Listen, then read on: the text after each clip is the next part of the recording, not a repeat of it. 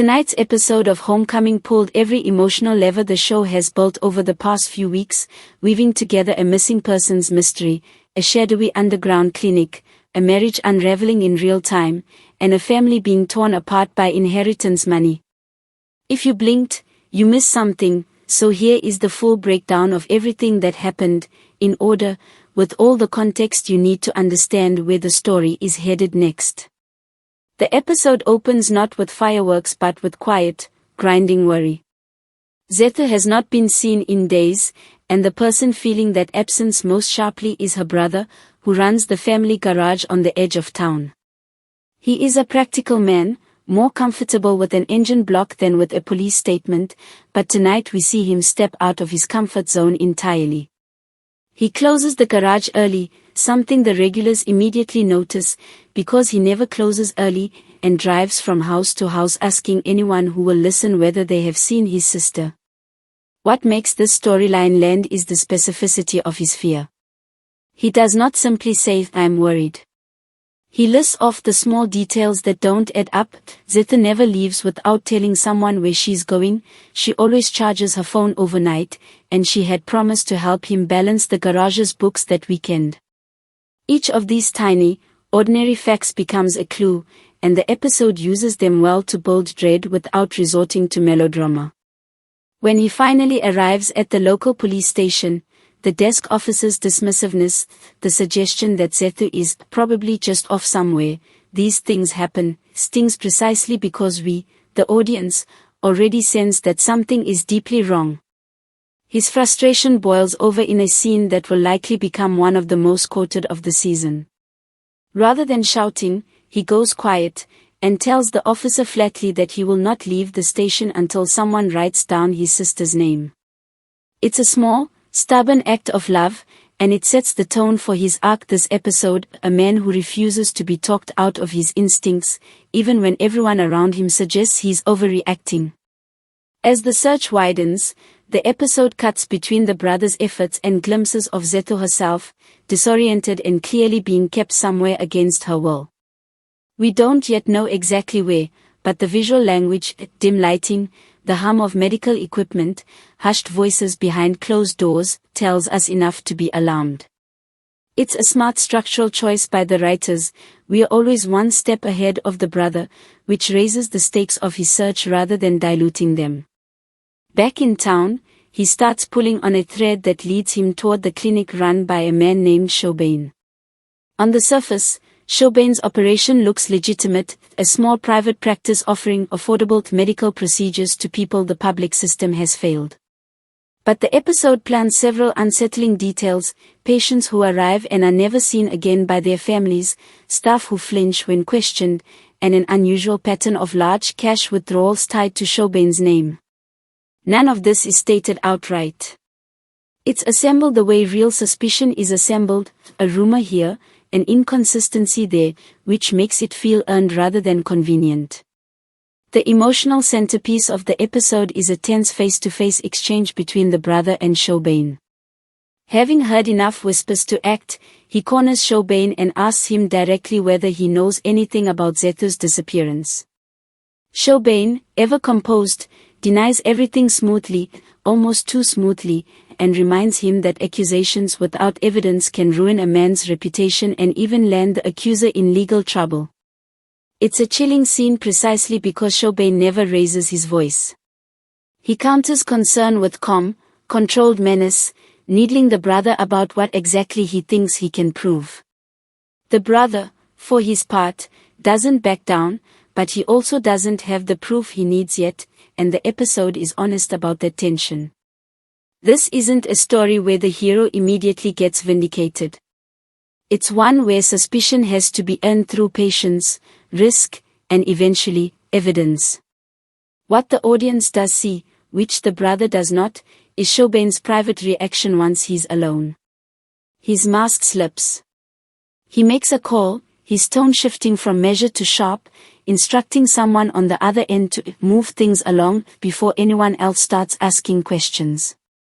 It's a small but pivotal moment, confirmation, for the viewer, that the brothers' instincts were right all along, and that time may be running out for Zethu. Interspersed through the episode are scenes that slowly reveal what Chaubain's clinic is actually doing.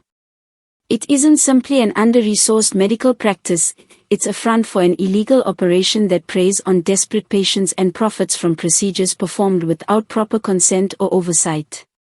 The episode doesn't dwell on graphic detail, choosing instead to suggest the horror through reaction shots: a nurse who can't meet anyone's eyes, a ledger hastily closed when someone walks in, a locked door that nobody is allowed near.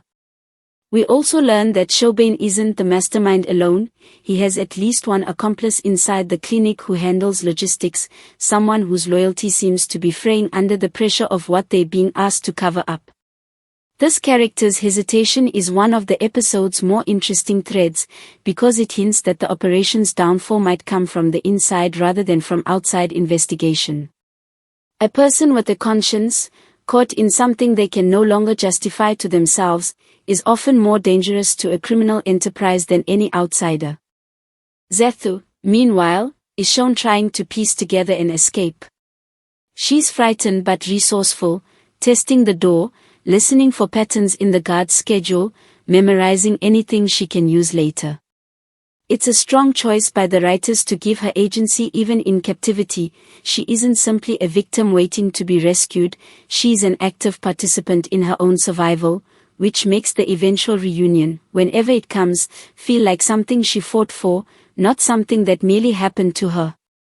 While the central mystery drives the episode, a second storyline develops in parallel: the crumbling marriage between Onkobo and her husband, who has recently returned home under circumstances the show has kept deliberately vague, hinting at a stint in prison or some kind of serious trouble that forced him away for a time. His return should be a moment of relief for the family, but instead it curdles almost immediately into conflict. He arrives home expecting to simply pick up where he left off, but Onkobo has changed. She's built a life and a routine without him, and she's not willing to hand back control of the household just because he's walked back through the door. Their first real conversation of the episode is a masterclass in passive-aggressive tension, pleasantries on the surface, resentment underneath. When he finally demands she leave his house, the scene erupts. Onkobo stands her ground, reminding him, with real steel in her voice, that she never stopped being his wife and she has every right to be there. What's compelling about this subplot is how the show refuses to make either character purely sympathetic or purely villainous. Onkobo has legitimate grievances, years of instability, of holding the family together alone, but she's also somewhat inflexible about ceding any ground back to him. He, meanwhile, is clearly hiding something about where he's been and what he's been doing, and his sudden aggression feels less like righteous frustration and more like a man trying to reassert control before anyone can ask too many questions. By the end of their argument, he stormed out to a local tavern, and there are hints, carried mostly through the reactions of other patrons, that whatever trouble followed him home hasn't finished following him yet. A quieter but equally sharp storyline follows Mr. Longwain, whose relationship with his wife has been steadily poisoned by his financial dishonesty. Tonight's episode makes clear just how far his manipulation goes. He's been steering household money into ventures his wife knows nothing about, all while positioning himself as the responsible one who's just trying to secure their future. His wife, increasingly suspicious, starts asking pointed questions about where certain funds have gone, and Longwain responds with the practiced ease of someone who has lied about this before. He deflects, he flatters, he reframes her concern as paranoia. It's uncomfortable to watch precisely because it's so recognizable, the slow, deliberate erosion of someone's trust in their own judgment. By the episode's end, she hasn't caught him outright, but the seed of doubt has been planted, and it's clear she's starting to pull at threads of her own, quietly gathering the kind of evidence that Longwain assumes she's too trusting to look for.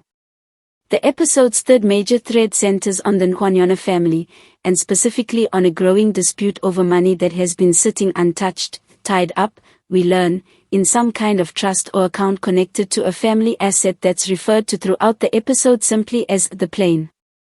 Whether that's meant literally or as a nickname for a business venture isn't entirely clear yet, but its value is not in question. Everyone in the family wants a piece of it, and the fight over who controls it is turning relatives against each other. At the heart of this conflict is a young family member who has just been scammed out of a significant amount of money, and who ends up at the police station trying to report the fraud, a scene that unfolds with real heartbreak, as she struggles to explain how she was deceived without sounding foolish to the officer taking her statement. Her humiliation is compounded by the family's reaction. Rather than rallying around her, several relatives seem more interested in whether her losses will affect their own claim to the family funds. This callousness comes to a head when the family matriarch, a formidable, sharp-tongued woman who has clearly run this household through sheer force of will for years, confronts one of the younger men in the family, essentially accusing him of neglecting his responsibilities and disappointing everything she raised him to be. It's a gutting scene, not because of raised voices, but because of how quietly devastating her disappointment is. She doesn't yell.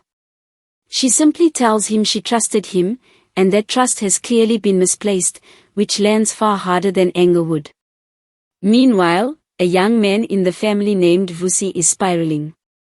Tonight's episode shows him increasingly desperate for money, making demands of relatives that grow more erratic and less reasonable by the scene. There are strong hints that alcohol is fueling his behavior, a slurred confrontation at the tavern, a stumbling exit, vague warnings from other characters that he's not himself lately. It's a subplot that feels like it's building towards something serious, whether that's a public embarrassment, a health scare, or a reckoning with the rest of the family about his behavior. The financial tension across the Nhwanyana family reaches its peak in a blistering argument over whether funds should be withdrawn from the shared account to cover an emergency, specifically, medical costs that have come up unexpectedly. One family member wants to release the money immediately, arguing that a life may be at stake and the family's pride around the plain money is meaningless if someone dies waiting for it. Another resists, worried that once the account is touched, it will be drained entirely by relatives who see it as a bottomless resource rather than a finite trust. This argument is intercut effectively with the ongoing crisis at Shobane's clinic, drawing an implicit parallel between the two storylines. In both cases, people are gatekeeping resources, money in one case, medical care in the other, while someone's well-being hangs in the balance. It's a subtle piece of writing that ties the episode's disparate threads together thematically, even if the plots themselves haven't converged yet. By the end of the argument, a compromise of sorts is reached, partial funds are released, but resentment lingers, and it's clear this won't be the last the family hears about the plain money. Another relative, Namalanga, is shown quietly stewing over how the decision was made without her input, setting up what looks like a future conflict over transparency and fairness within the family's finances. Amid the bigger dramatic beats, the episode includes several smaller character moments that deserve mention. There's a brief, warm scene between the brother searching for Zethu and an old family friend who offers to help him canvass the neighborhood, a reminder that even in the show's bleaker storylines, community and solidarity still exist. There's also a subtle character beat for one of the clinic staff, who is shown pausing outside the locked door where patients are kept, hesitating before ultimately walking away rather than intervening, a small but telling sign that this character's guilt is building toward a breaking point, likely to be paid off in a future episode.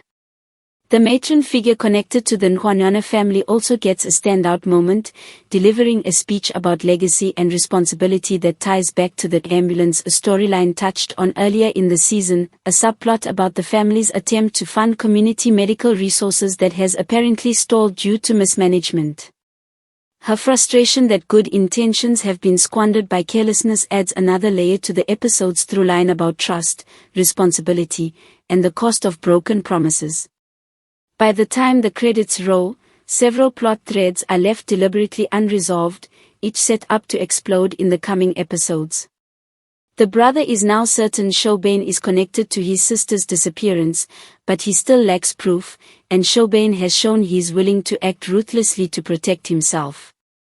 Expect the next episode to raise the stakes considerably, likely through the clinic staffer whose conscience appears close to breaking, or through evidence the brother manages to gather despite the risk. Onkobo and her husband's marriage is now openly hostile, with him retreating to drink and old habits rather than confronting whatever trouble followed him home. Whatever he's hiding seems likely to surface soon, possibly through the very tavern acquaintances he's been avoiding conversation with. Longwen's financial deception is on borrowed time, with his wife now actively suspicious rather than passively trusting. The next episode will likely show her digging deeper, setting up a confrontation that's been a long time coming. The Nwanana family's money troubles remain unresolved, with Vusi's erratic, possibly alcohol-fueled behavior positioned as a ticking time bomb, and Nomalanga's quiet resentment over being excluded from financial decisions suggesting a rift that could reshape the family's dynamic entirely.